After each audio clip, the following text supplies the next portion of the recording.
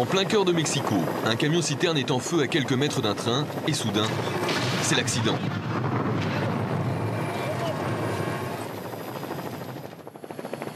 Mexico, l'une des villes les plus peuplées du monde. Plus de 20 millions de personnes y vivent. Salazar est journaliste. Sa spécialité, la circulation routière. Il passe ses journées à bord d'un hélicoptère et filme les bouchons pour transmettre minute par minute l'état du trafic aux télévisions. Tous les matins, je monte dans l'hélicoptère. Et quand il y a des ralentissements, des accidents ou ce genre de choses, je les signale.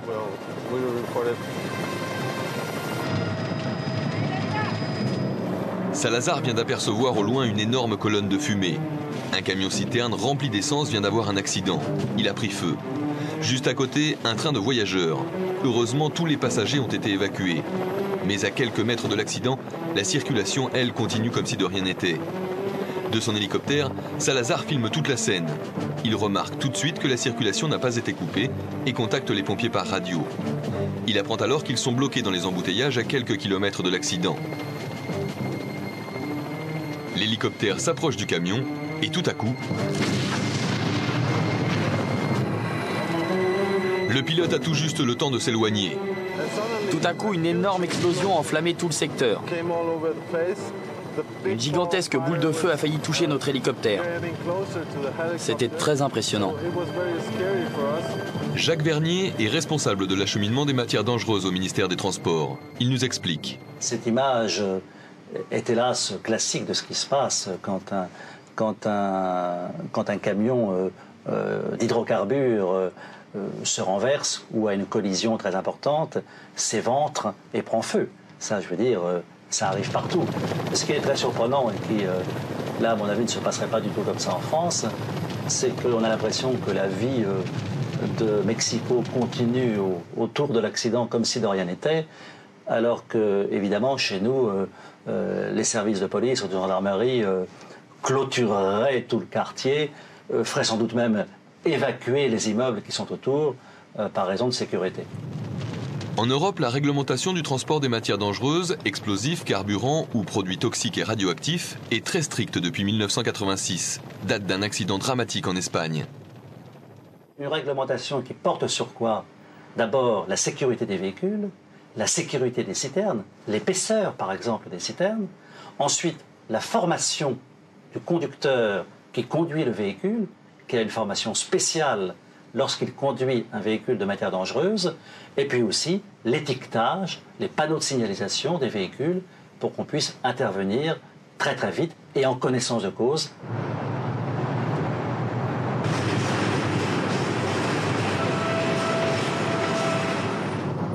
En France, les transporteurs de matières dangereuses sont très organisés. Ils ont même créé une association dont le but est de développer la sécurité dans ce domaine. Pour eux, la conduite n'est pas un jeu et il faut tout mettre en œuvre pour que les transporteurs soient responsabilisés. Un centre spécial a même été créé pour former les conducteurs amenés à transporter des produits dangereux. Au programme, théorie et pratique. L'occasion pour eux d'apprendre sans danger qu'un camion-citerne chargé peut se retourner dans un rond-point dès la vitesse de 27 km/h. Mais avant la formation, il y a la conception. Sur ces monstres d'acier, on essaie de penser au maximum à la sécurité. Alors cette citerne a une capacité totale de 38 000 litres. Elle est divisée en 9 compartiments de capacités différentes, ce qui permet une exploitation plus facile, mais surtout ce qui contribue à renforcer la solidité et la résistance du réservoir. La réglementation prévoit effectivement qu'il y ait un espace minimum de 10 cm entre le hors-tout du véhicule et la première partie fixée au réservoir. C'est-à-dire que vous vous apercevez que là, cette tuyauterie est en retrait de 10 cm par rapport au gabarit du véhicule. Ce qui permet de protéger les tuyauteries en cas de choc. Cette petite plaque est essentiellement à l'usage des services de secours qui peuvent immédiatement identifier la nature du produit qui est à l'intérieur de la citerne.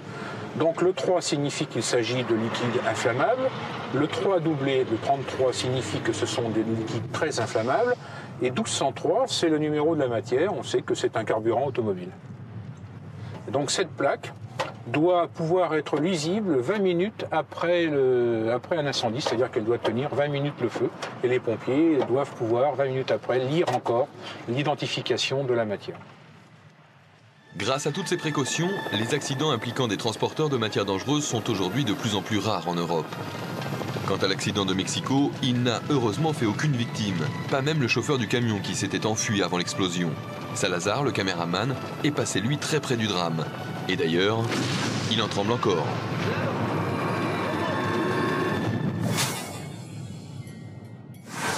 Voici l'histoire d'un jeune taureau qui s'est pris pour un cabri. La course camarguaise, une véritable tradition qui depuis plus d'un siècle enflamme chaque année le sud de la France. Mais ce jour-là, le 7 juin 97, les passionnés de course de taureaux ne vont pas être déçus. Ce jeune taureau de 3 ans, appelé Pollux, va semer la panique en allant faire un petit tour dans les tribunes. Si sa première tentative était ratée, la seconde est une réussite totale.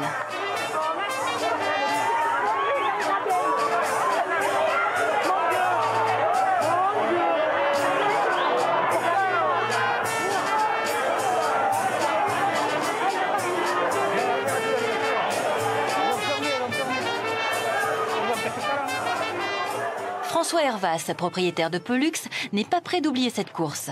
Le but de la course camarguaise, c'est pas que les taureaux montent sur les gradins. Bon, c'est un exploit physique qu'il a fait, mais ça prouve en rien ses qualités de bon taureau. Bon, c'est vrai que c'était impressionnant, tout le monde a eu très peur, moi le premier. Ah, ça s'est passé tellement vite. Le temps de faire ouf, ça y est, c'est arrivé. Le taureau, il m'a sauté dessus, là. J'étais plein de bave. J'avais une bosse là, la caméra qui pendait de partout. Ça, c'est comme un coup de pied derrière, hein, quand on le reçoit, hein, on ne sait pas d'où il vient. Où j'ai eu peur, c'est le lendemain. Quand je me suis couché, j'ai dit, mais c'est là que j'ai dit, mais quand même, tu te rends compte un peu cette enveloppée de bête, ça aurait pu me faire mal. Tu dis, puis t'es qui n'a pas peur, ben, moi je ne crois pas. Hein. Moi, je sais que j'ai eu peur. D'ailleurs, ma femme ne se met plus là, elle a changé de place. Beaucoup de gens ont changé de place. Si Julien Combe a eu quelques sueurs froides, sa femme Renée n'a pas été en reste. Mais oui, j'ai eu peur pour mon mari. Et il n'a rien eu, quoi, heureusement. Il n'a rien eu. Il n'y a eu que son appareil qui a foutu le cœur en l'air. C'est un beau taureau, avec des corneaux. J'ai eu peur, mais je me suis régalée. Pour les Combes, le plaisir des courses de taureaux se partage en famille. Mado, la belle-fille des Combes, était aussi présente ce jour-là. Elle nous explique les faits à sa manière. Il s'est appuyé sur ce marchepied qui l'a aidé à monter sur les gradins directement. De là, le taureau a pris son élan de ce côté. Je vois arriver le taureau droit sur moi. Qu'est-ce que je fais, moi qui ne suis pas sportive, qui ne fais jamais de sport? Je me grimpe là, je monte sur le truc, je monte sur le mur, je m'active au tuyau, on se regarde, et du fait de ne pas bouger et que je l'ai regardé, j'ai l'impression que ça a été un miracle, il a passé à côté de moi, et voilà, il a passé sur la gauche. Et bien, vous savez, après j'avais peur. Hein. S'il fallait que je fasse toutes les courses comme ça, je crois que je ne viendrais plus, la peur que j'ai eue. Et nous, directement, avec ma belle-mère, on s'est dirigé de ce côté pour se sauver. J'ai essayé de mettre ma belle-mère à l'abri, mais définitivement, je l'ai retrouvée suspendue en arrière sur ses barbelés, en ayant passé par-dessous. J'ai encore peur aujourd'hui, de toute façon. Hein. Parce que quand je vois ce trou-là, hein. Quand je vois ce trou, je dis que j'aurais pu me tuer. Hein. Ah oui. J'ai eu une drôle de peur. Hein. D'ailleurs, il n'y avait pas que moi qui avait peur. Hein. Et Mado. Ma femme était présente sur les gradins, juste à l'endroit où le taureau a sauté. Et ce jour-là, de la peur, elle a fait une crise de nerfs, elle a pleuré pendant une demi-heure, elle était malade pendant 3 jours. Suite à cet incident, les organisateurs ont placé un tube supplémentaire pour protéger les gens et j'espère que ça n'arrivera plus. Finalement, personne ne lui en veut vraiment à Pollux.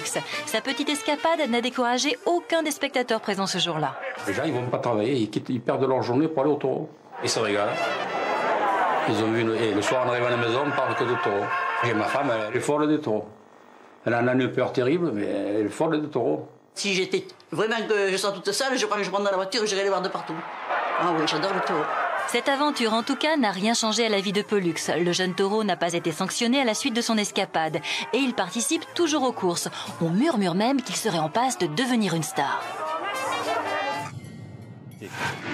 Paradoxe à 400 km/h. Fittipaldi a failli trouver la mort. Il a pourtant ainsi sauvé des vies.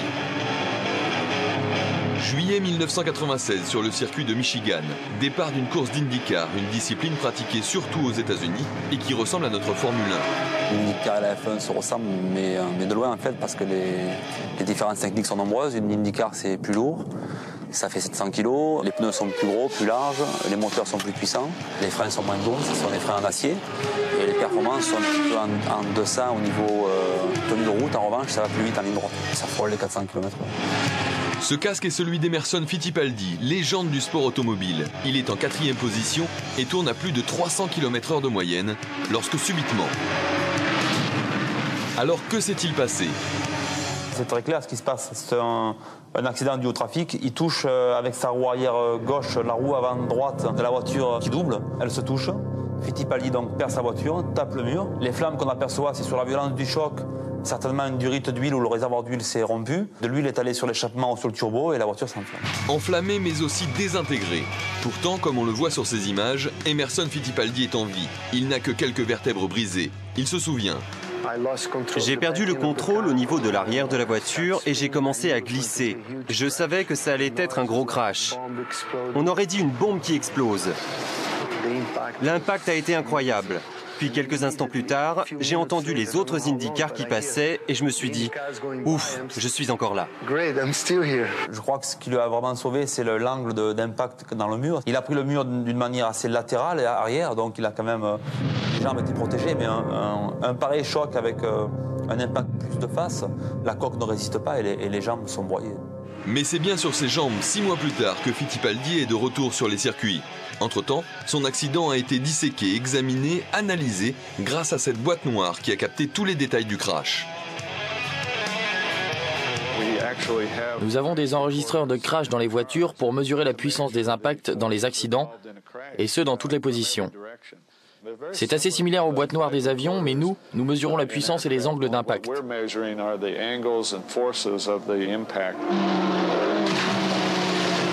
La boîte est placée dans une zone qui se trouve juste en dessous du conducteur pour qu'elle puisse enregistrer ce que le pilote perçoit. Le but premier de la boîte noire ou de l'acquisition de données est d'améliorer les performances de la voiture de course. Mais c'est vrai que par l'enregistrement des différents accidents, en particulier en IndyCar, on a pu avoir des données précises de contraintes exercées sur le pilote lors de ces accidents et de les resimuler par la suite dans des crash tests, dans des laboratoires pour améliorer la sécurité des pilotes. Concrètement, au moment de l'impact, le boîtier enregistre les données du choc. Puissance, direction, vitesse et décélération.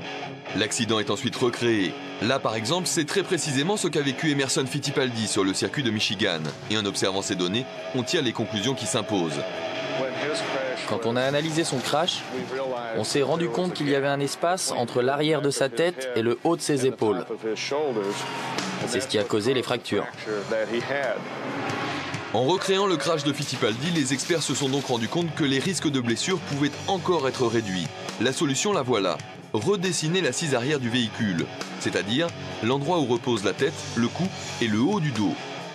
Ainsi, de nouveaux modèles sont conçus sur ordinateur, respectant ces données. Les éléments du cockpit sont modifiés, on l'équipe de protection latérale et enfin, on teste le prototype. Et le résultat le voilà, grandeur nature. Nous sommes en Floride lors d'une séance d'entraînement d'une écurie d'IndyCar. Ce jour-là, Mark Blundell essaye en conditions réelles la voiture modifiée. Le pilote tourne à près de 350 km/h, puis soudain chasse de l'arrière et percute un mur. L'accident est pratiquement le même que celui de Fittipaldi 6 mois plus tôt. Seule différence, Blundell, lui, n'a absolument rien. 24 heures après l'accident, je me sens bien. Le siège m'a sûrement empêché d'être blessé. Les changements effectués m'ont évité de graves blessures. Les ingénieurs ont fait un sacré boulot. Un sacré boulot que les concepteurs et les ingénieurs continuent au jour le jour dans un seul but, tirer le meilleur du pire et sauver des vies. Ainsi, Emerson Fittipaldi a pu sauver la vie de Mark Blundell. Et comme ces tests créés pour la compétition s'étendent aujourd'hui à nos propres voitures, par ricochet, ces pilotes de course contribuent à parfaire notre sécurité.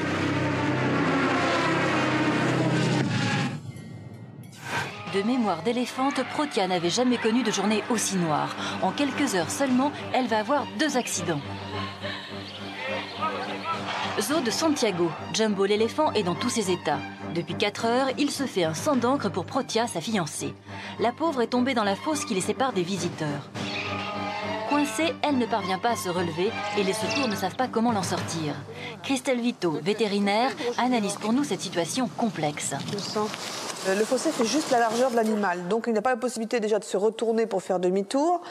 Et visiblement, là, donc, elle a la tête vers une sortie qui est complètement verticale. Là, elle est complètement bloquée. En plus, il y a de l'eau au fond, donc il y a peut-être de la boue. Elle est pas du tout sur, elle est visiblement même pas du tout sur ses pieds, quoi. Elle est couchée sur son ventre. Le gros risque, c'est qu'elle se soit brisé un membre en tombant. Une fracture déplacée sur un éléphant, c'est quelque chose qui entraîne irrémédiablement la mort de l'animal, quoi. En France, les fossés sont conçus de façon à ce que ce type d'accident ne puisse pas se produire. Exemple avec Claude Bargue, directeur du parc zoologique de Peaugres. S'il tombe, non, il fait absolument pas mal, puisque d'abord, le fossé n'est pas très profond, il a une profondeur maximum d'1,20 m. Nous, c'est un fossé, vous voyez, qui est avec un plan incliné, où si l'animal va dans le fossé, il a toujours toute possibilité de pouvoir en sortir. C'est tout à fait une grosse différence avec le fossé du film, où tout fossé qui est sec, assez profond, relativement profond, et où souvent on oublie de faire une rampe de sortie dans tous ces fossés. Donc, ce qui nécessite après d'avoir des engins de levage pour pouvoir sortir l'éléphant éventuellement. Et c'est de cette façon que Protia va être sauvée. Donc ils prennent un système de grue, c'est un peu ce que font les pompiers lorsqu'il y a ce type, en France quand il y a ce type de problème avec des chevaux. Par contre, visiblement, ils ne soulèvent que l'avant, l'arrière n'est pas du tout relié à la grue, ce qui fait qu'ils ont eu quand même de la chance que l'animal là ne bascule pas sur le dos, puisqu'il n'est tenu que par l'avant. La sangle au niveau de l'arrière ne sert absolument à rien. Après cette remontée spectaculaire, Protia se relèvera avec seulement quelques égratignures. Tout le monde respire, elle n'a rien de cassé. Mais normalement, tout avait été prévu pour que les éléphants ne s'approchent pas de la fosse. Alors pourquoi Protia est-elle tombée ? Ça, là, normalement, c'est fait pour que les animaux ne s'approchent pas du fossé. Ils avaient quand même pris cette précaution-là. C'est une espèce de choses pointues. C'est pour pas qu'ils mettent les pieds dessus. Donc pour les éviter justement qu'ils s'approchent. Donc effectivement, il est fort probable qu'elle a été poussée par le mâle de manière involontaire. Jumbo est donc peut-être responsable malgré lui de la chute de sa fiancée. Et l'explication la plus vraisemblable, ce seraient les ébats amoureux qui sont, paraît-il, chez les éléphants assez mouvementés. Christelle Vito développe cette hypothèse. Un mâle, ça fait quand même jusqu'à 6 tonnes et une femelle, ça fait 4 tonnes. Donc, c'est des énormes masses qui se montent l'une sur l'autre, quoi. Et c'est vrai que le sexe d'un mâle, ça fait jusqu'à 1 mètre. Donc, il faut qu'il manœuvre pas mal, il faut qu'il se tortille. Et pendant ce temps-là, la pauvre femelle, elle est vraiment bousculée par le mâle. Donc, c'est pas tellement étonnant que dans un cas comme ça, par exemple dans le cadre du film, il ait pu la pousser sans faire exprès dans le fossé. Et une fois sauvée, Protia n'a qu'un seul but. Donc elle se précipite sur le mâle parce que c'est l'élément de réconfort. Tout ça, tous les autres, c'est de l'étranger, ce sont des gens qu'elle ne connaît pas, mais elle est visiblement très très effrayée et elle va vers lui pour se rassurer en fait. Et ça, c'est ce qu'on voit très fréquemment en fait sur les éléphants, le fait de s'emmêler les trompes comme ça et même de mettre la trompe dans la bouche de l'autre. C'est une façon de reprendre contact. De communiquer l'un avec l'autre, de savoir comment va l'autre, de le rassurer. Seulement voilà, lors du sauvetage de Protia, les secours ont installé un fil électrique pour se protéger de Jumbo, inquiet et donc agressif. Mais ils n'avaient pas prévu de telles retrouvailles. Et soudain, c'est le choc. Elle ne savait pas que ce fil était là, elle n'a pas pu le voir parce qu'il n'était pas identifié. En plus, c'était vraiment du bricolage, donc il ne devait même pas avoir la possibilité de couper très rapidement l'alimentation électrique.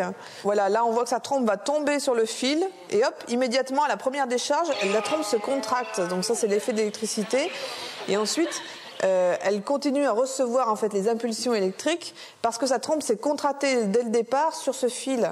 Le risque, c'est l'arrêt cardiaque, quoi. Parce que le cœur n'est pas fait pour recevoir des impulsions électriques comme ça, d'une provenance extérieure. Hein. Ce piqué, là, visiblement, ça a sauté. La clôture, elle est très très molle, donc elle ne casse pas au niveau de la... Il y a du mou, ça ne casse pas au niveau de la trompe de l'animal. L'avantage d'un fil qui est tendu fait que sous le choc éventuel, il va casser et il va tout de suite se mettre donc à la masse. Le courant ne va plus passer puisqu'il y a une coupure qui s'est produite. Le soigneur de Protia se précipite et tente courageusement de repousser le fil électrique. Mais Jumbo charge. Il lève la trompe et il écarte les oreilles. Donc là, on le voit, il a écarté les oreilles, c'est le mouvement des oreilles, comme ça, c'est battement d'oreilles. Ça, c'est de l'intimidation. C'est vraiment qu'il est en phase où il essaye d'intimider le soigneur, de lui dire « pousse-toi, c'est ma copine, je veux pas que tu la tapes », parce qu'il a cru qu'il allait la taper. Elle s'en tire bien parce qu'en fait, elle a eu les deux gros risques pour un éléphant, celui de tomber dans le fossé, elle s'en tire, et celui de se retrouver sous le coup des impulsions électriques en continu, et elle s'en tire aussi. Enfin, Protea va pouvoir retrouver son Jumbo. Aujourd'hui, ils coulent ensemble des jours heureux aux eaux de Santiago. Nous sommes au Kenya où Peter Bird, célèbre reporter photographe anglais, participe au tournage d'une publicité. Peter, que vous voyez là sans chapeau, à proximité du troupeau d'éléphants, est accompagné d'un ami et du caméraman auquel nous devons ces images. L'une des femelles du troupeau semble irritée par la présence du groupe. Peter et ses compagnons décident de se replier, mais il est trop tard, la femelle charge.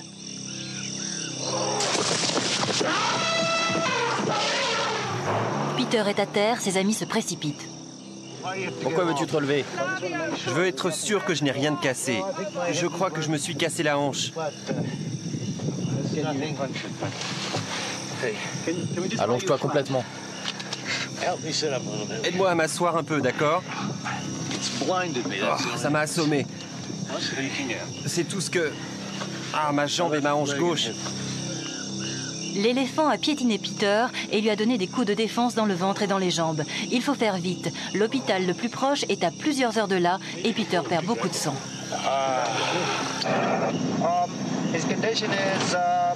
Le problème, c'est la hanche. Il a probablement la hanche cassée. Envoyez un avion, s'il vous plaît. Enfin, le 4x4 atteint l'aéroport. Un médecin les attend sur la piste.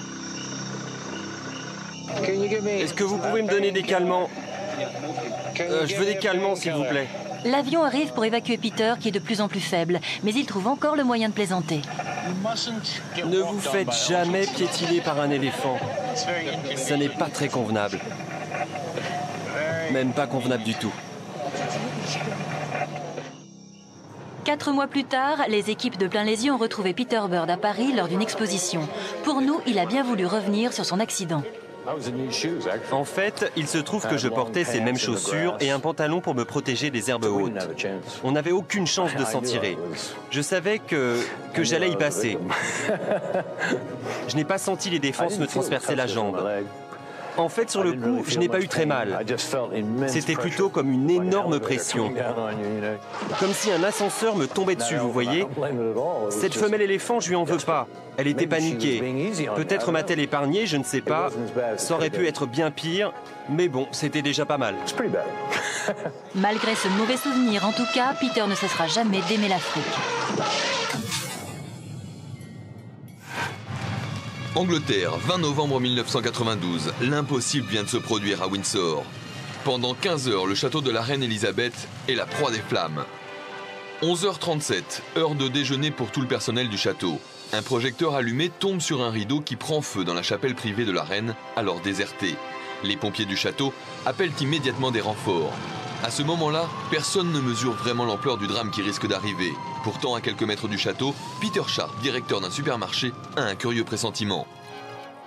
J'étais en train de travailler à mon bureau, je me suis rendu à côté dans la salle de cantine et c'est là que j'ai vu de la fumée sortir du château. Je me suis tout de suite dit qu'il y avait un problème, puis j'ai entendu une première sirène, puis une autre et encore une autre. J'ai à nouveau levé les yeux vers le château, il y avait de plus en plus de fumée. J'ai compris que cela pouvait être grave. J'ai téléphoné à des amis qui travaillaient au château, je leur ai demandé s'il y avait un problème là-bas et ils m'ont répondu « Oui, il y a juste un petit incendie qui s'est déclenché ». Moi, je leur ai dit non, l'incendie ne me paraît pas si petit que ça. L'alerte est donnée. 39 véhicules convergent rapidement vers le château en feu. 10 compagnies de pompiers ont été appelées en renfort, ainsi que les soldats de la garnison voisine. Mais tout le monde refuse de croire à la catastrophe. C'est ce que nous explique Mike Cosa, commandant de l'une des brigades de pompiers présentes lors du drame. La première chose à laquelle j'ai pensé, c'est qu'on partait pour un entraînement, parce qu'on s'exerce très fréquemment au château. Je ne pouvais pas imaginer que le château pouvait prendre feu. Ça fait tellement longtemps qu'il est debout. Il est 12h40. L'incendie fait rage. Toute l'aile nord-est du château est la proie de flammes de 15 mètres de haut. Cette fois, on craint le pire. Toutes les pièces du château sont remplies de chefs-d'œuvre qui témoignent de 900 ans d'histoire de Windsor, symbole absolu de la monarchie britannique, comme nous l'explique Stéphane Bern, spécialiste de la famille royale. Dans l'histoire du château de Windsor, il y a toujours eu la présence de la famille royale depuis Guillaume le Conquérant en 1066, après la bataille de Hastings. On considère le château de Windsor comme le plus grand château habité du monde, parce que c'est vrai qu'il a plus de 600 pièces et qu'il est toujours habité, c'est-à-dire qu'il est habité depuis l'origine. Mais ce lieu chargé d'histoire est en train de partir en fumée. Le feu redouble de violence. Pendant 15 heures, plus de 200 pompiers déversent des millions de litres d'eau pour tenter de circonscrire l'incendie. Mais rien n'y fait. Le feu prend le dessus. Le grand Windsor flambe comme un fétu de paille. Les vitres fondent, le toit de la chapelle de la Reine s'écroule. Malgré les murs de pierre, les plafonds de bois peint propagent l'incendie comme une traînée de poudre. L'aile nord-est est définitivement perdue. Ultime solution pour les pompiers, installer 2 barrières hydrauliques géantes à chaque angle de la chapelle pour tenter de stopper la progression du feu. Et pendant que les pompiers luttent contre l'incendie, le prince Andrew décide de vider le reste du château. Derrière lui, tout le monde se mobilise. Tout le personnel du château, des militaires, des policiers, tous vont former une véritable chaîne humaine pour tenter de sauver les grandes collections d'art du château. Des pièces qu'on aurait mis 2 jours à vider en temps normal sont déménagées en 20 minutes. Vous savez, dans ces pièces, il y a quand même un nombre d'œuvres d'art considérable. Je crois qu'on a perdu irrémédiablement le portrait du roi George III à cheval, mais on a pu sauver les Canaletto, on a pu sauver les Gainsborough, les Rubens, évidemment les dessins de Léonard de Vinci, mais vous savez qu'ils sont au château de Windsor. Quand il y a un drame, il y a un élan de solidarité, d'affection populaire qui se cristallise autour de la maison royale et de la famille, et qui s'est traduit, en tout cas à Windsor, par un élan de solidarité extraordinaire. Et tous les habitants de Windsor, autour du château, eh bien, ont participé au sauvetage de tous les meubles, des bustes, des tableaux, des dessins, des cartons. Ils prenaient soin des livres, chacun prenait des livres dans les mains pour sauver ce qui pouvait être sauvé du trésor. Cette chaîne de solidarité, Peter Sharp y a évidemment participé. Mais il a fait plus encore. Pendant toute la journée, mon équipe et moi sommes montés au château avec une camionnette et avons apporté des tonnes de choses comme du café, du thé, des sandwichs. Nous avons dû préparer au moins 400 sandwichs, 200 morceaux de fromage, 200 tranches de jambon, des sandwichs que nous avons beurrés, apportés, servis. Il y avait des boissons fraîches pour qui voulait. En fait, nous avons passé la journée à faire des allers-retours, à rapporter de la nourriture pour les troupes. La nuit tombe et le feu continue de plus belle. Les autres ailes du château sont atteintes. Toute une partie du plancher de la tour Brownwick s'écroule dans 30 mètres de flammes. Ce n'est qu'au petit matin, après une lutte acharnée, que les pompiers vont enfin réussir à maîtriser l'incendie. Il n'y aura aucune victime. Un incendie ravage cette maison de 2 étages depuis des heures. Plusieurs foyers ont déjà pu être maîtrisés. Il n'y a plus personne à l'intérieur de la maison. Pourtant, 2 vies sont en danger sur le toit. On se demande comment ils sont parvenus à y monter. Mais d'instinct, les 2 chiens de la famille se sont réfugiés là, sur le toit. Malgré les appels pressants des pompiers, les chiens hésitent à s'approcher. Ils sont terrorisés. C'est finalement leur maître lui-même qui va devoir prendre la situation en main. Puisque les chiens refusent de venir vers lui, c'est lui qui va aller vers eux. Le premier, Furball, est descendu tout seul. On l'a vite mis à l'abri dans la voiture. Mais Samantha, la chienne, ne se décide pas à sauter. Elle est trop effrayée. Le feu gagne, il faut faire vite. Au bout de quelques minutes, son maître parvient enfin à la saisir par le collier. Il la passe aux pompiers qui vont prendre avec elle autant de précautions que s'il s'agissait d'un sauvetage normal. Finalement, la confiance l'a emporté sur la peur et le plus content dans tout ça, c'est Furball.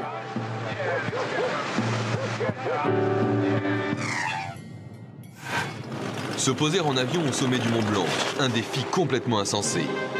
Ils en avaient rêvé, ils l'ont fait, mais ils ont malheureusement échoué. Ce 5 octobre 1951, 2 jeunes Suisses, Georges-André Deserre et Jean-Paul Darmstetter, s'étaient lancé un défi fou. Atterrir au sommet du Mont Blanc avec un Piper, un tout petit avion. Malheureusement, leur atterrissage tourne mal. Les équipes de Plein les Yeux ont retrouvé Jean-Paul Darmstaedter qui se souvient de ce cuisant échec. Le fait que l'exploit n'ait pas marché et que l'avion, évidemment, est capoté, ne nous a pas doré le blason, si vous voulez. Et effectivement, ça a été jugé diversement. En réalité, la motivation était extrêmement sérieuse. Des plus sérieuses même, puisque les deux hommes avaient pour but de faire progresser le sauvetage en montagne. Cet exploit n'était pas gratuit. Leur idée, c'était prouver qu'il est possible d'atterrir et de redécoller à cette altitude et dans la neige fraîche. Les skis n'existaient pas à l'époque, les roues se seraient enfoncées. Et on a fait des essais en Suisse, sur des collines, sur des montagnes, en tapant simplement un tout petit peu la neige, et les roues se posaient parfaitement. Et on roulait comme sur du gazon, finalement, sur cette neige à peine tassée. Bref, ça aurait dû marcher. Pourtant, cet essai grandeur nature n'a pas été concluant. Mais il y a une raison. Le pilote a dit, Georges Dresser, on va indiquer qu'on pose, et il a fait comme ça, avec les ailes, pour indiquer ce signe connu de tous les pilotes et en aviation, qu'on va se poser. Et malheureusement, un alpiniste, apparemment, n'y a rien compris, est resté au milieu de la piste, et pour l'éviter, Georges Dresser, qui je vous assure est un remarquable pilote, est bifurqué pour aller dans la neige fraîche, pour ne pas toucher ce camarade, et puis voilà, ça a été le drame. Heureusement, malgré cette culbute involontaire, les deux jeunes gens ressortent immédiatement de l'avion, totalement indemnes. Et ils ne pensent déjà qu'à une chose, redécoller. Alors, aidés par des alpinistes, ils retournent l'avion, le remettent sur ses deux roues et tentent de bricoler l'hélice. On a essayé de bricoler une réparation de l'hélice, mais en mesurant immédiatement, parce qu'on nous a traité de fous après en voyant les images, vous voyez, dans la rage de ce qui se passe, on va dire qu'est-ce qu'on peut faire. Mais immédiatement, on a vu que c'était pas sérieux, qu'il nous fallait une nouvelle hélice, mais ça, c'est la deuxième étape. Deuxième étape donc, il faut redescendre dans la vallée pour aller chercher le matériel nécessaire aux réparations de l'avion. Mais l'accident s'est produit à 4400 mètres, et 4400 mètres c'est haut. Les hommes vont donc mettre 10 jours en tout pour redescendre, prendre le matériel et remonter jusqu'au Piper qui les attend sagement dans la neige. Mieux vaut n'avoir rien oublié. Une fois sur place, l'équipe de secours s'active dirigée par le pilote. On répare les ailes, on s'assure que tout est bien solide et bien entendu, on change l'hélice. Cette fois, ça y est, le petit avion est prêt. Seulement, comme il ne peut pas rouler sur la neige, il va falloir l'aider un peu. Alors l'équipe va le propulser à l'aide de 2 énormes élastiques, comme avec un lance-pierre après lui avoir posé sur les roues de gros patins. Georges Bartels, qui a filmé ces images à l'époque, nous explique. C'était des sabots qui permettaient de glisser sur la neige. Mais il fallait encore lancer l'avion avec les élastiques. Les guides tiraient, l'avion partait. C'était du folklore, mais du folklore qui marchait. Cette fois, c'est parti. Le petit Piper est libéré de la montagne. Il se posera quelques minutes plus tard et là, surprise, le gouvernement français avait interdit à l'équipage suisse de se poser sur le Mont Blanc. Résultat, à l'atterrissage, comité d'accueil et expulsion du territoire. Je crois qu'on peut le dire aujourd'hui, d'ailleurs c'était officiel. Le ministre de l'Intérieur avait pris certaines mesures contre nous pour interdire cet atterrissage, mais nous, on ne le savait pas. Il l'a très mal pris et il nous a interdit de séjour en France. Ce qui fait que la police nous attendait en bas, en parenthèse, et on a été ramenés à la frontière. Et c'est la mesure la plus haute pour des étrangers, en dessous de la condamnation à mort. Avouez que c'est un peu ridicule. Heureusement, la sanction sera levée quelques jours plus tard. Finalement, l'aventure s'est bien terminée. Et même si elle a occasionné quelques petits malheurs pour les uns, elle a carrément fait le bonheur des autres. Georges Bartels, lui, a eu un scoop. Pour moi, comme reporter caméraman, j'étais... on ne peut pas dire content, mais j'étais tout de même content que ça a donné une histoire. Parce que sans ce capotage, c'était pas une histoire. L'histoire de 2 jeunes gens qui ont osé défier le Mont Blanc. C'est bien connu, les bains de glace remettent les idées en place et ces hommes ne vous diront pas le contraire. Nous sommes au cœur de Tokyo et nous allons avoir le privilège d'assister à un rituel bouddhiste un peu spécial. Une fois par an, les prêtres du temple de Nakayama-dera s'exhibent en tenue légère pour atteindre le nirvana. Bien entendu, la presse se précipite à chaque fois. Ce drôle de pèlerinage s'effectue toujours en hiver et pour cause. Le but est de se baigner dans l'eau glacée. Les moines commencent par s'échauffer en faisant quelques mouvements de gymnastique bien synchronisés et en priant à haute voix pour se motiver. Allez, cette fois, on y va.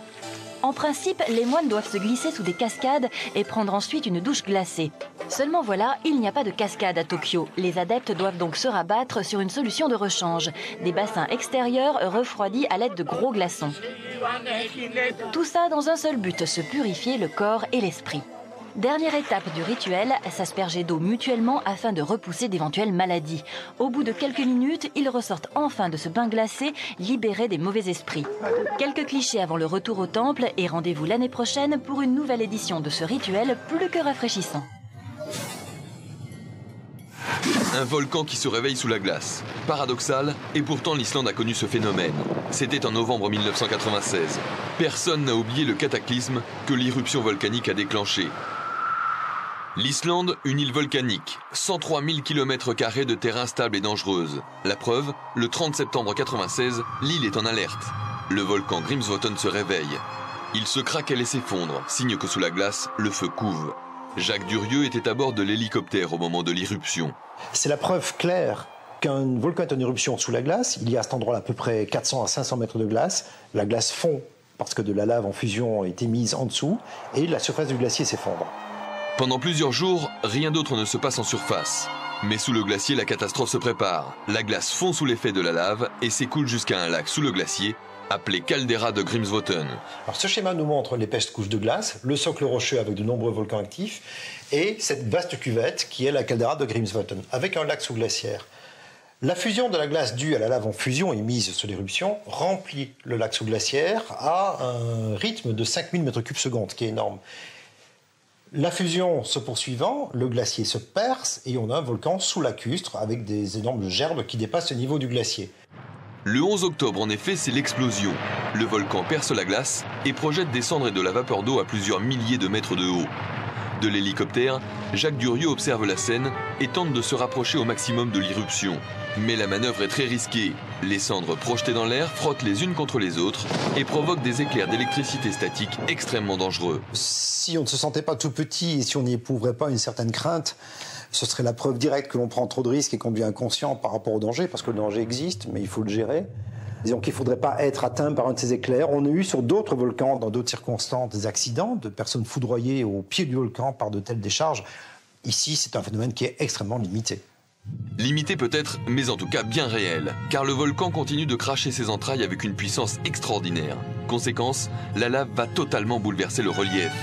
Une fracture de 5 km de large et de 10 km de long se crée dans le glacier. Au milieu de cette faille, le cratère du volcan réussit à émerger de l'eau. Mais sous terre, la glace fondue continue à remplir les 10 km de diamètre du lac souterrain. En 15 jours, 3 km3 d'eau sont stockés dans le lac. Et l'on sait que tôt ou tard, sous la pression, sous la fusion aussi de la glace, le glacier va céder. Et effectivement, le 5 novembre, le glacier cède. Le flot énorme qui a parcouru 40 km sous la glace perce le fond du glacier à un débit inimaginable. 50 000 m3 par seconde, 20 fois le débit du Rhône à son embouchure. D'énormes blocs de glace de plusieurs mètres de haut se détachent du glacier et sont roulés par les flots. Les vagues de boue atteignent 5 mètres de haut et dévastent tout sur leur passage. 10 km de routes et de digues sont balayés, les ponts en béton sont emportés, les lignes électriques coupées. Bref, le sud-est de l'Islande est totalement noyé par la boue, obligeant ses habitants à faire un détour de 1000 km pour rejoindre la capitale. Des conséquences sans précédent, même pour les Islandais, pourtant habitués à ce genre de catastrophe naturelle. Les choses ne se sont pas passées comme on l'avait prévu. Nous ne connaissions pas le détail des inondations qui s'étaient produites sur le glacier auparavant. Et même si nous savions que ce genre de choses pouvait arriver, ça reste incroyable à voir. Il est très dur d'imaginer que ce genre de choses puisse se produire. Conséquence, 200 millions de francs de dégâts. Mais dès la coulée de boue tarie, les Islandais se sont attaqués à la reconstruction. En 3 semaines, l'essentiel des moyens de communication ont été rétablis. Mais quelles sont les conséquences d'une telle irruption ? Pour ma part, je crois que cette éruption est la première d'une longue série. Et ce que l'on pourra voir très directement comme conséquence de cette activité est en fait un accroissement de l'Islande. L'Islande est un pays en accroissement perpétuel, l'Islande grandit, elle s'élargit d'est en ouest parce que l'aride l'ouvre par le milieu. Alors je ne peux pas dire de combien de mètres l'Islande va s'ouvrir dans le sud, mais c'est une affaire à suivre et nous la suivrons. En attendant, l'irruption de 1996 restera dans les annales comme la plus importante coulée de boue jamais enregistrée en Islande depuis un siècle.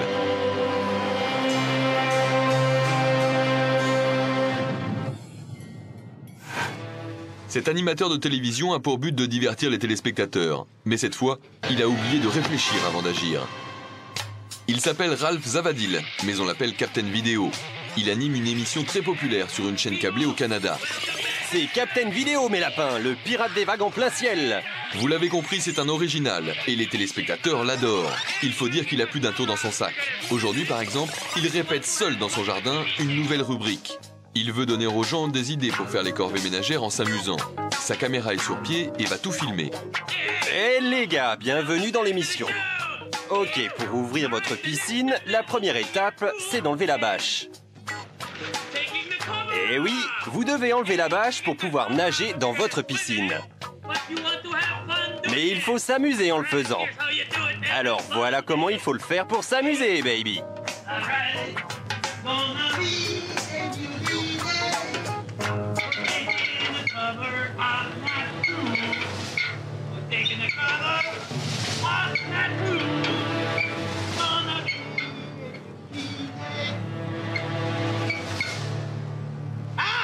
Ok, vous êtes prêts à y aller?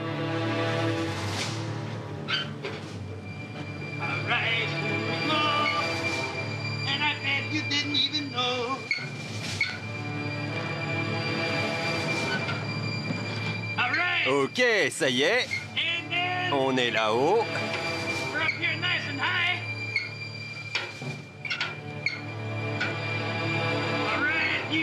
Ok, c'est parti. Malheureusement, Captain Vidéo n'a pas pensé, avant de s'élancer dans le vide, que l'échelle qui faisait office de plongeoir allait rebondir sur la palissade. Déstabilisé, il s'est alors pris les pieds dans la corde qui devait justement maintenir l'échelle en place. Mais malheureusement pour lui, il a tendu la corde du mauvais côté. Une stupidité qui va lui coûter cher, puisqu'après une chute de 5 mètres, le pauvre Ralph s'est écrasé la tête la première sur la plage de béton et a glissé, inconscient dans la piscine. Heureusement, alerté par le bruit, ou surtout par le silence qui a suivi, sa voisine se précipite et envoie son fils appeler les secours. Oh mon Dieu! Restez là, ne bougez pas! Oh mon Dieu! Donnez-moi votre main. La voisine réussit tant bien que mal à sortir Ralph du bassin. Il a repris connaissance, mais il est complètement groggy. Très vite, les secours arrivent sur les lieux. Ralph est sérieusement blessé, mais il va s'en sortir sans séquelles. Après un repos bien mérité, Captain Vidéo nous raconte lui-même cette mésaventure tragicomique qui aurait pu lui coûter la vie. Je me souviens avoir vu les premiers échelons. En dégringolant, je me disais « plie-toi et roule, plie-toi et roule ». Et lorsque j'ai rebondi sur le rebord de la piscine, j'ai perdu connaissance pendant 12 secondes. Après ça, je me suis concentré pour pouvoir respirer. C'est là que j'avais installé la caméra. C'était dans cet angle, pointé là-bas. Et c'est ici que se trouvait l'échelle. Maintenant sur la vidéo, on voit que l'échelle est appuyée contre cette clôture. Et j'ai tendu une corde élastique tout le long afin que le point d'appui soit juste là. Elle n'était pas contre l'arbre, c'était stupide. À cause de la chute, j'ai eu une fracture de la 5e vertèbre cervicale. Je n'ai pas pu bouger pendant 4 semaines. Je devais rester allongé sur mon canapé et bien sûr, j'ai beaucoup regretté. Mais maintenant, je peux bouger à nouveau ma tête. J'aime bien ce genre de défi, il y a en jeu des risques physiques. Je le referai, mais la prochaine fois, ce sera de façon un peu plus intelligente. Malgré son accident, en tout cas une chose est sûre, Captain Vidéo a gardé le sourire. Pourtant, il abandonnera vite cette nouvelle rubrique. Il s'est rendu compte en regardant cette vidéo qu'il n'était vraiment pas fait pour donner des conseils. Ce n'est ni Goldorak, ni Robocop, pourtant il se veut invulnérable. En 1984, Troy James Hurtubise a survécu in extremis à l'attaque d'un grizzly. Depuis, il n'avait qu'un but, mettre au point un prototype de combinaison anti-ours. Seulement, pour tester son efficacité, comme il n'a pas de grizzly à disposition, ses amis sont obligés de le matraquer. Batte de baseball, pioche, tout y passe, même des troncs d'arbres. Une chose est sûre, Troy ne manque pas d'imagination. Il va même jusqu'à tirer des flèches et des balles réelles sur sa combinaison. Tout ça pour qu'elle résiste à l'attaque d'un ours. Mais n'est-ce pas un peu trop ? Les gens me demandent pourquoi j'utilise des balles et des flèches, car c'est très extrême.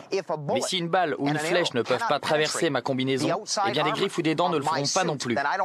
C'est aussi simple que ça. Très simple en effet, et comme vous allez le constater, Troy ne recule devant rien pour mettre à l'épreuve sa combinaison ultra résistante. Pour le le stylisme, il reconnaît s'être inspiré de la série Robocop. Mais est-ce pour se protéger des attaques d'ours ou pour avoir la sensation d'être invulnérable que Troy fait tout ça? On peut se poser la question. Prétexte ou pas, en tout cas, au passage, il s'amuse bien.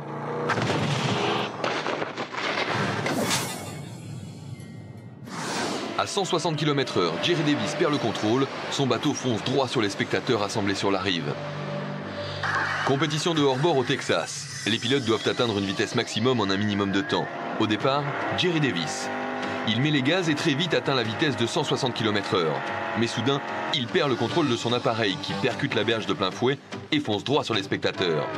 Par chance, Jerry a été éjecté et sur la rive, personne n'a été blessé. Mais le choc a été violent. Jerry est inconscient. Les secours le transportent immédiatement à l'hôpital. Bilan, 3 fractures cervicales qui, heureusement, ne l'empêcheront pas de reprendre la course quelques mois plus tard. C'était très bizarre d'être sur le lit d'hôpital et de regarder la vidéo du crash. C'était un tour de qualification et l'eau était agitée. Mais ce n'est pas la raison de l'accident. Apparemment, j'ai donné trop de puissance au bateau à ce moment-là. Et puis, il y a eu le crash. Tout s'est passé tellement vite, c'était incroyable. Jerry, lui, savait les risques qu'il prenait, mais les spectateurs doivent normalement être protégés. On peut s'apercevoir à l'écran que les spectateurs sont beaucoup trop près de l'évolution du bateau, car après un envol comme celui-ci, on ne sait pas à 10 mètres près où peut retomber le bateau, et ça peut être dramatique pour les spectateurs. Ce qu'il faut prévoir, surtout, c'est la sécurité des spectateurs et laisser une largeur de protection avec des barrières suffisantes pour imaginer que le bateau puisse se déporter de 50 à 100 mètres en latéral. Mais en l'occurrence, les spectateurs étaient juste au bord de l'eau. Il est rentré dans la foule qui, malheureusement, pour des raisons incompréhensibles, était vraiment très près de l'eau, sans aucune protection. Les autorités sont très sévères pour ce genre d'organisation et je pense qu'ils ont raison. Il faut d'abord penser aux spectateurs. L'acteur, le pilote ou le cascadeur fait son travail, il prend ses risques, mais le spectateur, lui, ne doit pas prendre de risques, il doit être protégé. Rémi Demante est constructeur de hors-bord. Nous lui avons demandé de nous expliquer les raisons de cet accident. Le pilote perd le contrôle de son appareil parce qu'il a été un petit peu optimiste quant au réglage de l'assiette de son bateau. Il l'a fait lever beaucoup trop brusquement à un moment donné, dont l'air s'est engouffré d'un seul coup et a levé le bateau trop rapidement, donc il n'a pas pu contrôler la descente et il s'est envolé aussitôt, il s'est déséquilibré tout de suite. Et là, on s'aperçoit bien sûr que dès que le bateau a pris l'air, de toute façon, il devient incontrôlable. On va, avec nos bateaux en Formule 3000, à 195-200 km/h et on contrôle la machine. Mais quand le bateau enfin, si on sait que ça part en flip, c'est fini, on ne peut plus rien faire. Ce qu'il faut, c'est avant. Il faut anticiper tout ça. C'est évident, quand on fait la course, on va le plus vite possible, à la limite de nos possibilités. J'ai eu un gros accident. Il n'y avait pas de foule, hein. C'était en Belgique. Là, je suis parti, j'ai tapé un quai et je suis monté dans les arbres. J'ai pulvérisé un bateau sans être mouillé. C'est étonnant pour un pilote de bateau, mais... Si François Dastor s'en est sorti lors de son accident, c'est parce que son bateau était équipé d'un cockpit. Sur ces images, on voit bien que Jerry Davis n'avait lui ni cockpit ni sangle de sécurité. Des lacunes qui normalement ne doivent plus exister aujourd'hui. Il est absolument interdit de toute façon de présenter des bateaux qui ne sont pas équipés d'un cockpit, puisqu'il s'est avéré que l'usage en compétition des bateaux sans cockpit était très dangereux. Même si je ne m'en suis pas remis à 100%, je continuerai la compétition. D'autres auraient sans doute abandonné. Jerry, lui, veut continuer, mais en respectant les règles de sécurité. Pour lui, bien sûr, mais surtout pour ceux qui l'observent. À plus de 360 km/h, difficile de manœuvrer un dragboat. La preuve. Si elles n'existent pas en France, les courses de dragboat, toujours très spectaculaires, sont les compétitions nautiques préférées des Américains. Pourtant, ces petits bateaux extrêmement puissants sont également très difficiles à piloter et surtout très dangereux. Rares sont les courses qui se terminent sans accident. Pour garantir la sécurité des pilotes, un concepteur de bateau a inventé la capsule. Le principe en est simple. Le pilote est enfermé dans une sorte de bulle très résistante, conçue pour se séparer du bateau en cas de choc et équipée de sa propre réserve d'oxygène. De cette façon, comme vous le voyez sur cette image, non seulement le pilote est protégé en cas de crash, mais il peut également respirer sous l'eau en attendant l'arrivée des secours. Mais la capsule n'est pas non plus invulnérable. Nous sommes ici sur le lac de Castaic en Californie. Ces deux dragboats sont en pleine accélération quand soudain Mike Miller perd le contrôle.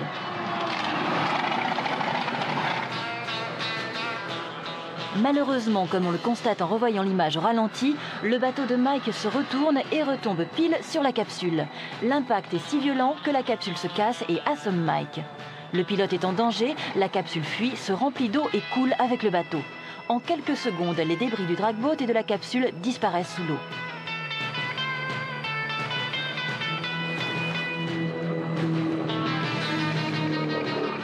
20 longues secondes vont s'écouler avant l'arrivée des secours. 20 longues secondes pendant lesquelles rien ni personne ne remonte à la surface. Enfin, le bateau des secouristes arrive sur les lieux de l'accident. Très vite, 2 plongeurs se jettent à l'eau. Ils localisent Mike en quelques secondes et le remontent à la surface. Un deuxième bateau muni d'une poulie électrique hisse Mike à son bord.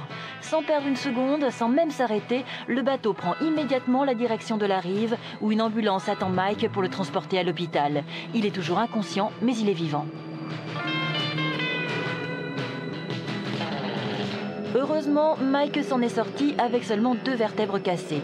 Alors même si la capsule s'est brisée, elle a quand même amorti l'impact et sauvé la vie de Mike.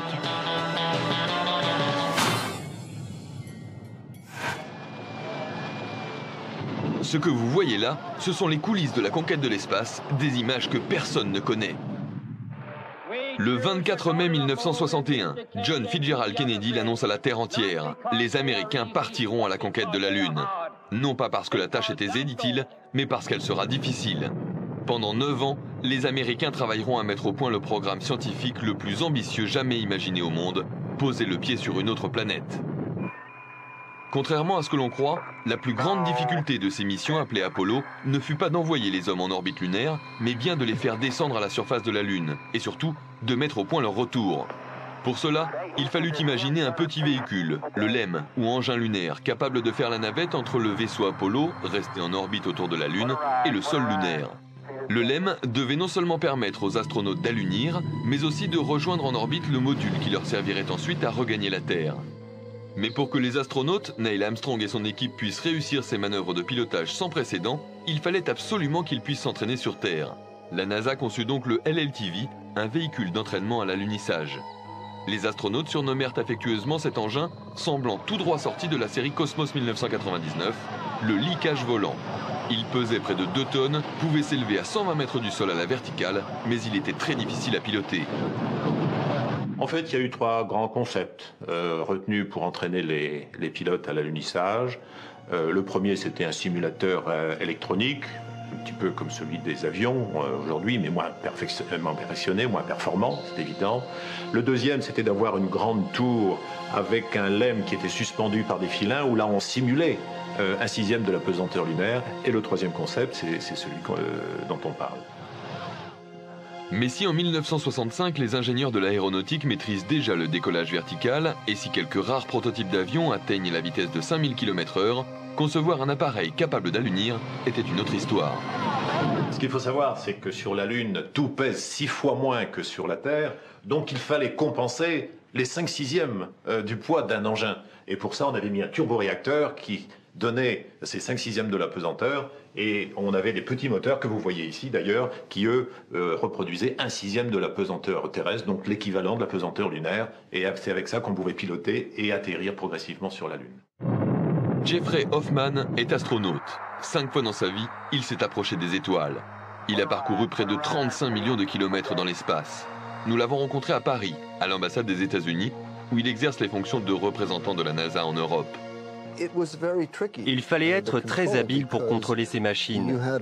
Vous aviez en même temps le poids de la machine et la puissance du moteur à réaction qui annulait ce poids.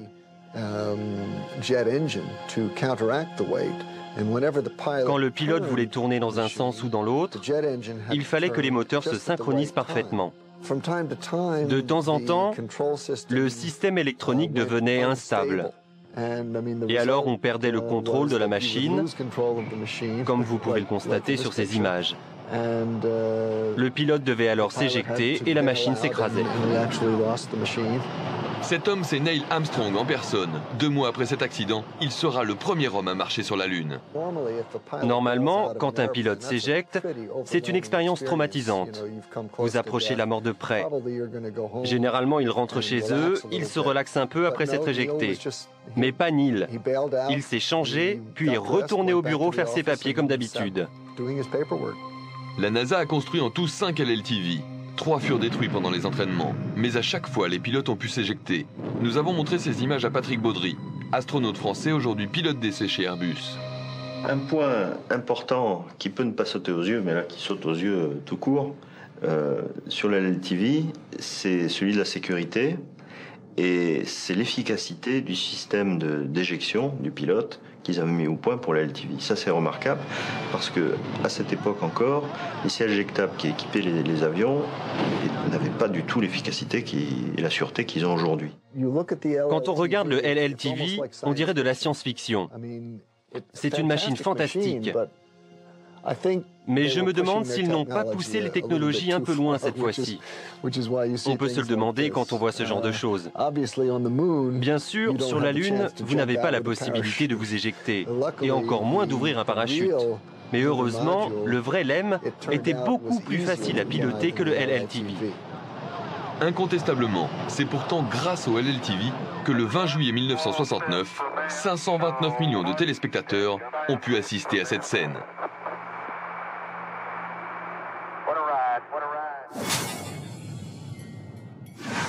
Trois heures coincées sous un pont ou l'histoire d'un sauvetage peu ordinaire.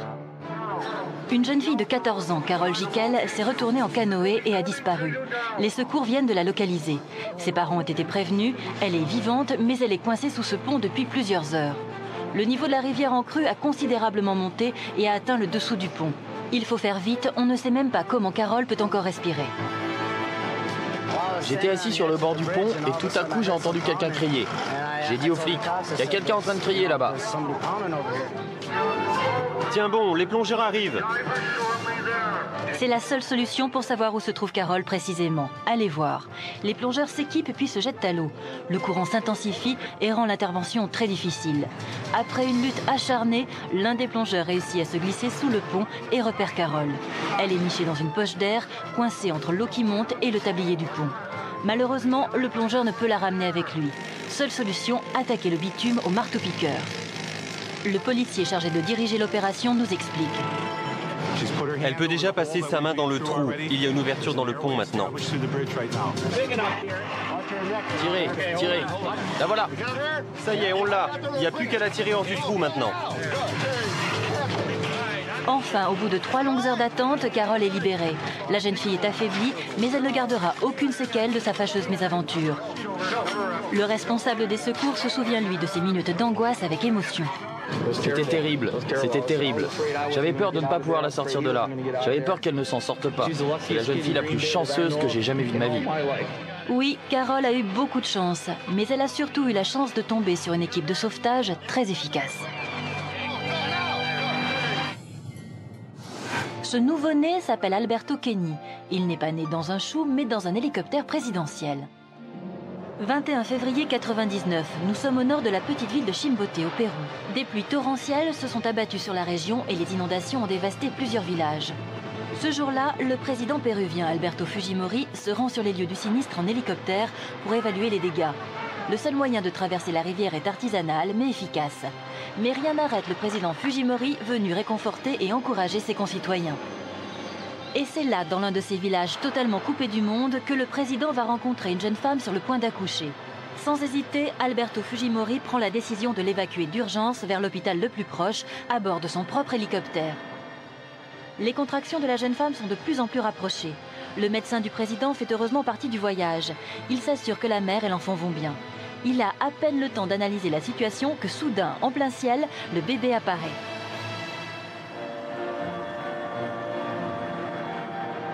C'est un magnifique bébé d'environ 3,5 kg et c'est un garçon.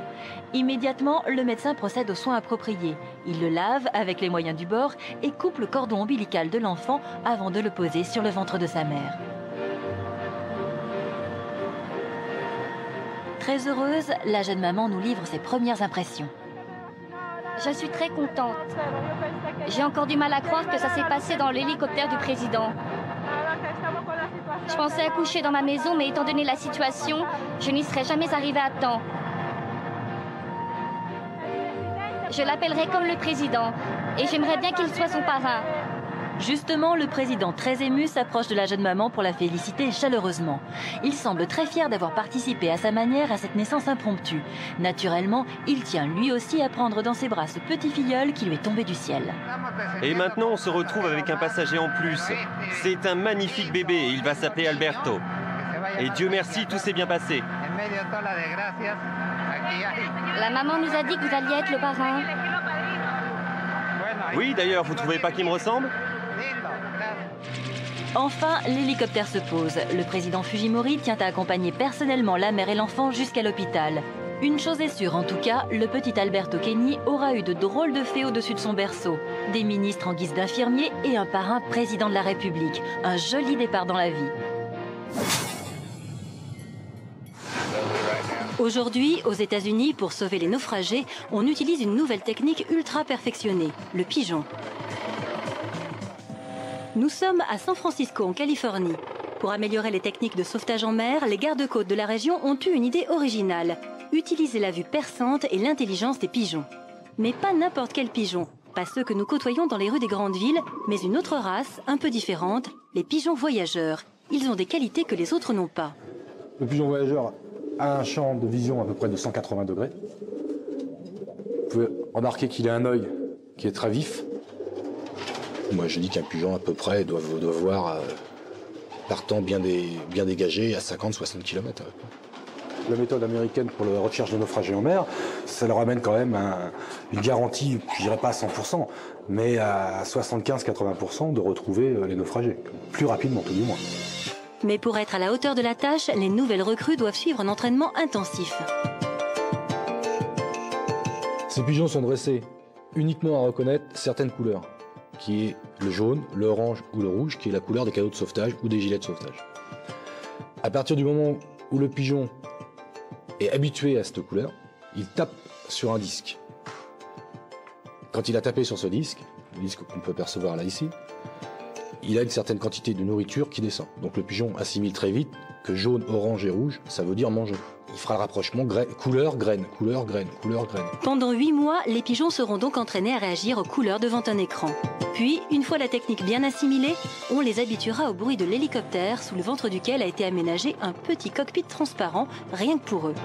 C'est de cette mini-tour de contrôle que les pigeons vont maintenant prouver leur efficacité. Et ça marche. Ils sont en train de mettre les 3 pigeons dans les positions gauche, droite et arrière, en dessous de l'hélicoptère. Donc ils placent bien la cage de plexiglas. On voit bien les pigeons avec leur petit disque au-dessus. L'hélicoptère après donc va décoller. Là c'est une simulation, on voit bien qu'il y a un naufrage.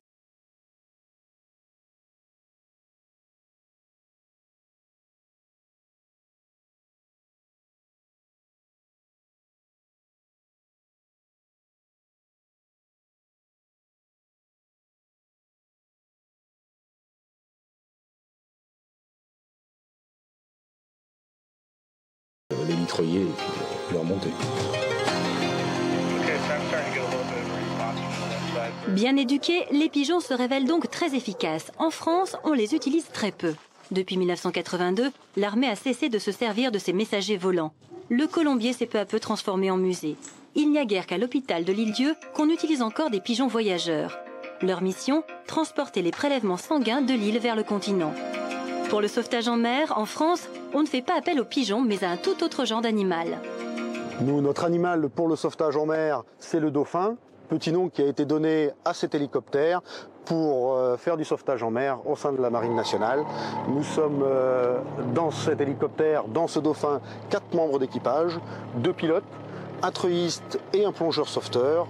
Et nos méthodes sont plus conventionnelles, plus traditionnelles, mais donnent un résultat très satisfaisant sur tout le littoral français. Et pour mettre toutes les chances de leur côté, les sauveteurs français ont une botte secrète. Les nouvelles technologies leur permettent d'avoir la vue la plus perçante possible, même la nuit. Pour la recherche de naufragés de nuit, nous sommes équipés de ce matériel qui est très moderne et très sophistiqué, que nous appelons les jumelles à vision nocturne. Ce sont des jumelles à intensification de lumière qui nous permettent de repérer des bandes fluorescentes sur un gilet de sauvetage à des distances quand même relativement importantes de plusieurs kilomètres. En 3 ans de service à bord du Dauphin, le lieutenant de vaisseau Guéna a effectué 150 opérations de sauvetage. 50 hommes lui doivent la vie. Et la plupart d'entre eux ne portaient pas de gilet de sauvetage rouge. Dauphin ou pigeon, donc, peu importe la méthode, puisqu'une seule chose compte, le résultat.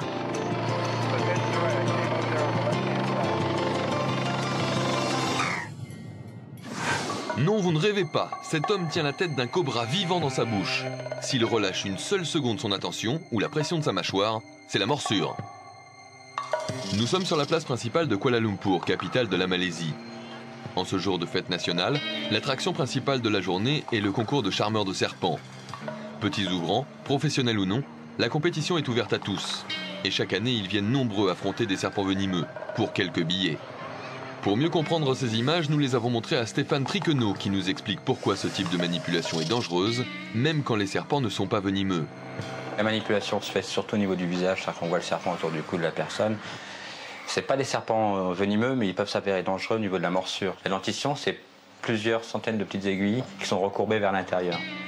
Donc une morsure, c'est obligatoirement la peau qui est arrachée, quoi. Vu le poids de l'animal, quand il se laisse tomber après la morsure, ça peut, des pans de peau peuvent partir. On envoie une petite fille qui manipule un python mollure. Si jamais il voulait la mordre, en fait, ça serait une morsure au niveau du bras ou au niveau du visage. Il entourerait sa proie. Une bien petite proie pour un si gros boa, heureusement inoffensif. Mais ce n'est pas le cas du cobra. Voici l'autre volet de la compétition, les serpents venimeux. Un petit baiser comme ça sur la coiffe, ou ce qu'on appelle le capuchon en fait, du cobra, ça peut être dangereux. Le cobra peut très bien reculer, il peut très bien frapper au visage. Donc, ce genre de manipulation aussi peut s'avérer dangereuse. Il faut avoir une bonne mâchoire pour bien tenir le serpent dans sa gueule. Ça, c'est un cobra royal, donc c'est l'un des serpents les plus dangereux au monde. C'est 5 mètres avec un venin qui peut tuer un homme en 15 minutes.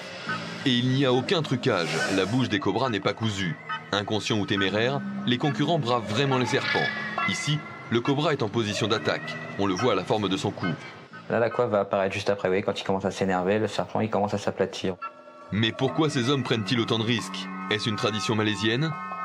Il y a beaucoup de serpents en Malaisie, mais ça ne fait pas partie de la vie quotidienne. Pour nous, les serpents, c'est comme ils sont, la plupart des serpents sont venimeux.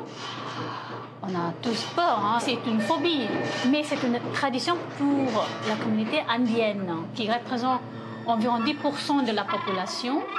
Les participants, ce sont des visiteurs, c'est ouvert à tout le monde. C'est pour cela qu'on voit ici un touriste qui essaye de participer, peut-être parce que ils vont gagner quelque chose. En France, on ne verra jamais des spectacles de manipulation de serpents comme ceci, tous ces serpents venimeux. On trouve encore des spectacles où on peut voir des boas, des pythons, des choses comme ça, mais jamais, jamais, jamais de manipulation de serpents venimeux. Même si un serpent est habitué à manipuler, il peut être agressif, il peut attaquer son propriétaire. Il n'y a pas de serpent qui ressemble à des petits chiens.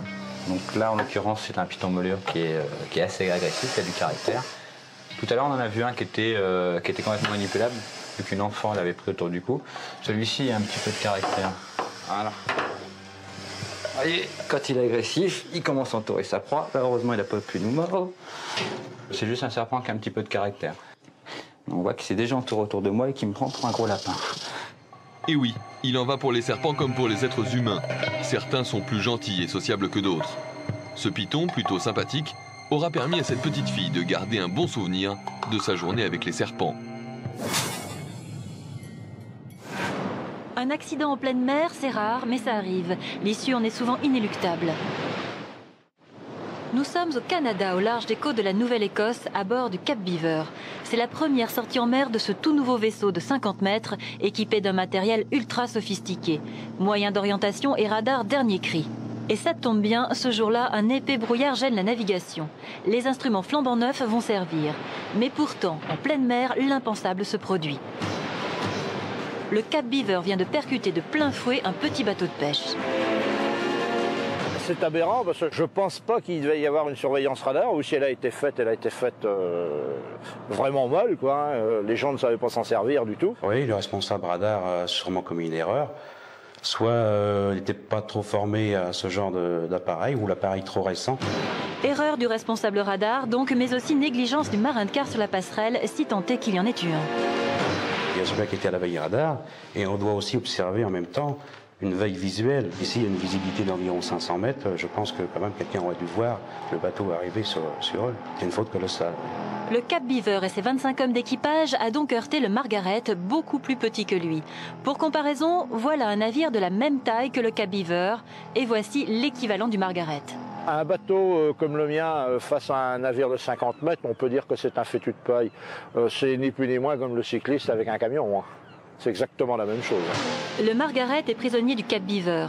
Le premier moment de panique passé, le capitaine du gros bateau va prendre la pire des décisions. Il a le plus mauvais des réflexes, il recule. En définitive, en reculant, il a débouché carrément et puis l'eau s'est engouffrée dedans. Une marche arrière aux conséquences aussi désastreuses que fulgurantes. J'étais complètement abasourdi de voir ce bateau couler. Après la collision, on croyait que les gars avaient le temps de sortir du bateau. On voit sur les images que l'un des gars avait gardé sa boîte de déjeuner à la main. Je pense que tous les hommes ont cru qu'ils avaient plus de temps que les 44 secondes qu'il a fallu au bateau pour couler. Mais le bateau sombre irrémédiablement. Sidérés, les membres de l'équipage ont à peine le temps d'enfiler un gilet de sauvetage et de sauter à l'eau avant que leur bateau ne soit totalement englouti sous leurs yeux.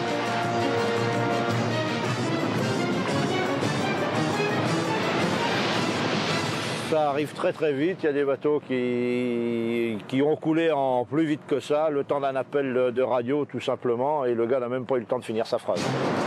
L'équipage du Cap Beaver réagit très vite. Les canots de sauvetage sont immédiatement mis à l'eau. Les hommes s'y précipitent. Heureusement, en quittant leur bateau, les marins du Margaret ont pu sauver un canot pneumatique. La majorité des hommes y a pris place. Un à un, les hommes sont hissés à bord du Cap Beaver. À l'exception d'une jambe cassée, aucun membre d'équipage n'est sérieusement blessé, mais tous sont en état de choc. On passe des nuits sans dormir, on repense à tout ça, surtout quand il y a des conditions similaires, du brouillard et des sirènes qui retentissent. On se demande alors si ça va se reproduire. Mais ça n'est pas arrivé et fort heureusement, ça n'arrivera plus jamais. L'équipage de ce petit navire a vraiment eu beaucoup de chance de s'en tirer. Beaucoup de chance, parce que le temps était clément quand même. Il n'a pas fallu un peu de brise, parce que je crois que ça aurait été pire. Ces marins ont surtout eu la chance inouïe d'être tous sur le pont au moment de la collision. Mais un tel accident est-il encore possible aujourd'hui ? Maintenant, avec tous les appareils qu'on a, on peut savoir même quelle est la route précise que fait le bateau, de quel point à quel point il se déplace, en combien de temps. Donc je pense qu'en plus sur les ordinateurs de bord, maintenant, c'est une chose qui arrive, mais très rarement. Alors, à qui la faute ? Même si on a toujours tendance à prendre le parti du plus faible, les responsabilités n'ont toujours pas été déterminées officiellement. L'enquête est en cours, mais quelle qu'en soit l'issue, une chose est sûre, ces marins reviennent de loin.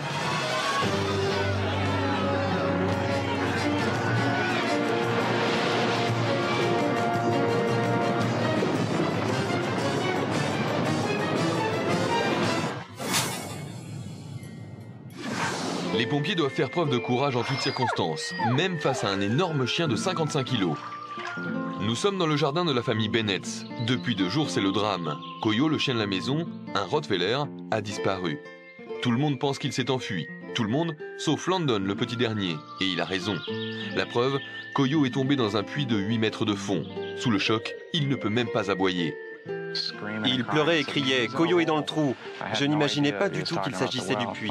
Il avait l'air à moitié mort. Je ne pensais pas qu'il s'en sortirait. Les pompiers ont du mal à évaluer la situation.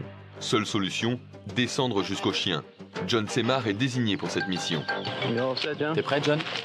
Je crois, oui. John n'est pas du tout rassuré. Affamé, le chien peut être dangereux. Ok, tu ne vas pas descendre si bas. J'ai l'impression d'être un biscuit vivant pour chien. John se trouve maintenant au niveau de Koyo. Le Rottweiler est vraiment costaud. La priorité du pompier, lui mettre une muselière. Hey, fais attention à tes bijoux de famille. Il va pas te mordre. J'ai vite compris que lorsque j'aurais mis la muselière au chien, ça irait beaucoup mieux. En temps normal, Koyo n'est pas agressif. Mais là, il est très agité. On ne sait jamais. John peut désormais commencer le sauvetage. Son but, glisser autour du chien un harnais de sécurité. Mais apparemment, Koyo n'a pas du tout l'intention de coopérer. Reste tranquille, accroche-toi. Allons, calme-toi. Ça y est, John a réussi à l'attacher. Allez John, tu veux ressortir ? D'accord, allons-y. Il était en train de glisser hors de la sangle, alors je l'ai mis sur le chemin de la sortie. Il est coincé dans le tuyau.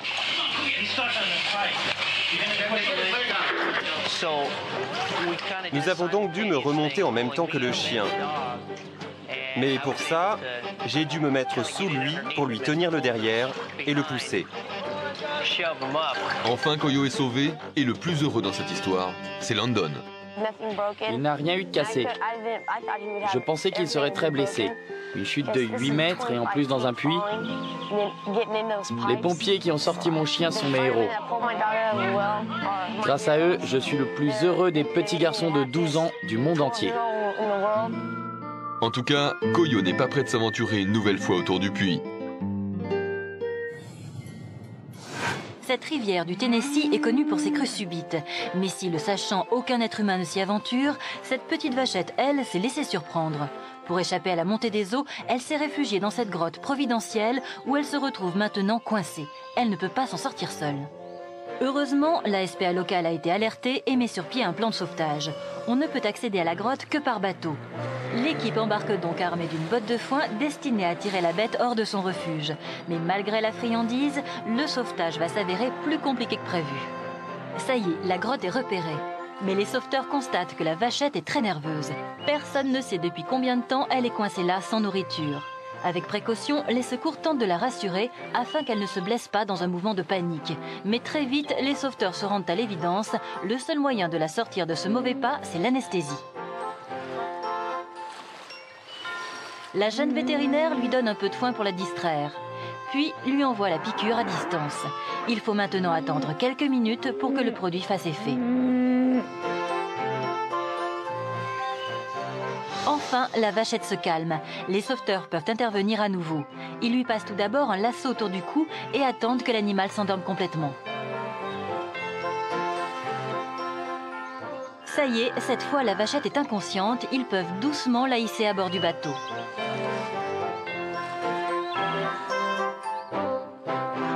Et la jeune vachette aventureuse va pouvoir terminer sa sieste en toute sécurité, la tête posée sur les genoux de la vétérinaire, avant de regagner sereine son étable où elle retrouvera le reste du troupeau et surtout sa maman.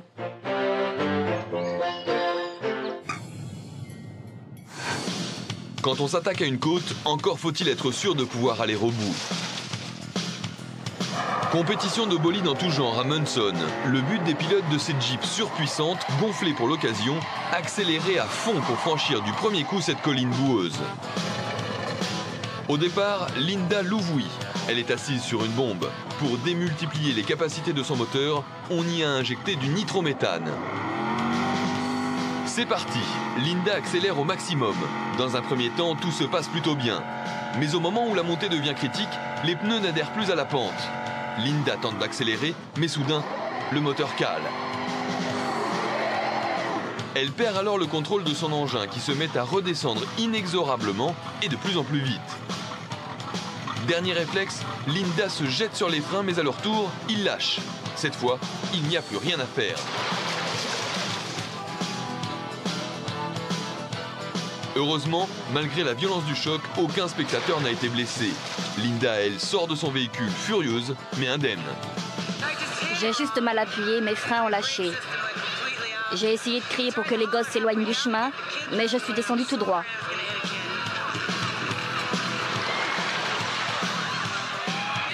Je n'ai pas fait de tonneau, je ne suis pas disqualifiée. Beaucoup de peur, mais heureusement aucun mal, ni pour le public, ni pour Linda, qui repart dans les bras de son fiancé. Ces images ont été tournées lors d'une course de midget. Vous allez voir que pendant ce genre de compétition, les risques encourus sont parfois aussi grands pour les spectateurs que pour les pilotes. Sorte de kart hyper puissant, les midgets foncent à plus de 100 km/h et sont normalement stabilisés par l'aileron qu'ils ont sur la tête. Les dérapages ou carambolages sont fréquents lors de ces compétitions, mais ce type d'accident est vraiment exceptionnel. La roue avant de l'un des concurrents a heurté la roue d'un autre midget et la voiture a littéralement été projetée en l'air et a atterri dans le public. Malheureusement, un dimanche après-midi, le public est essentiellement composé d'enfants. Certains se sont retrouvés coincés sous la voiture. Les secours se précipitent. Aidés par les spectateurs, ils entreprennent de dégager les victimes. Policiers, pompiers, adultes et adolescents, tous sont solidaires. Comme un seul homme, ils poussent, tirent et soulèvent la voiture pour dégager les victimes.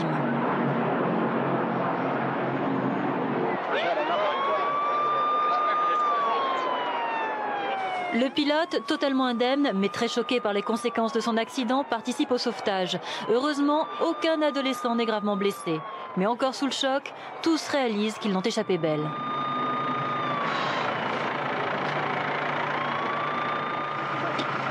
Tout ce qu'on a vu, c'était les palissades qui nous arrivaient dessus. Et après, on s'est retrouvés sous la voiture. C'était bizarre. Lui, il a été coincé sous la voiture, mais maintenant, il va bien. L'évacuation des blessés prend fin. Seul un tout jeune enfant devra être hospitalisé. Mais il se remettra vite du choc et des bleus causés par l'accident. La preuve. Il gagnait, et puis boum, plus de course. Cet accident a servi de leçon aux organisateurs de courses de midget aux États-Unis. Aujourd'hui, les mesures de sécurité ont été renforcées.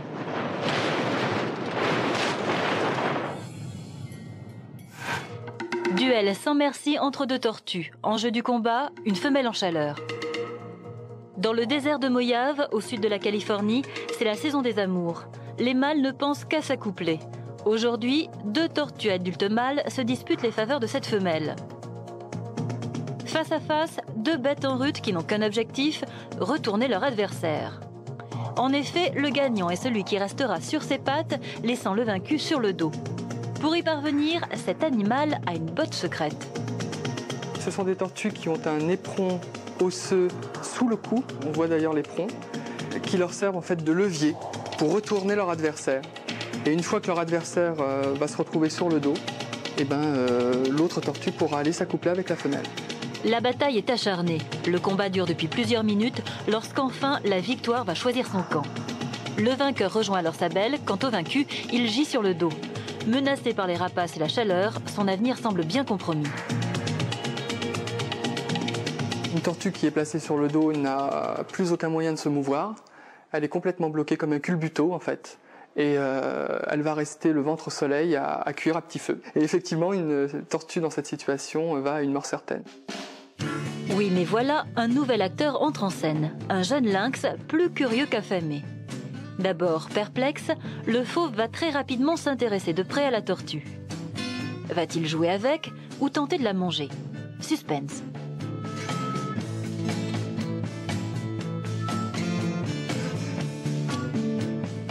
Le lynx essaie de la croquer. La tortue se recroqueville dans son bunker de carapace où elle se sent invulnérable. Mais l'issue est inattendue. En fait, la chance de cette tortue, c'est d'avoir suscité l'intérêt d'un lynx qui passait par là, qui va vouloir jouer avec, et sûrement y goûter. En voulant jouer avec, il va la remettre sur ses pattes. Et en la remettant sur ses pattes, il va lui sauver la vie. Le lynx et la tortue, La Fontaine n'aurait certainement pas renié cette fable.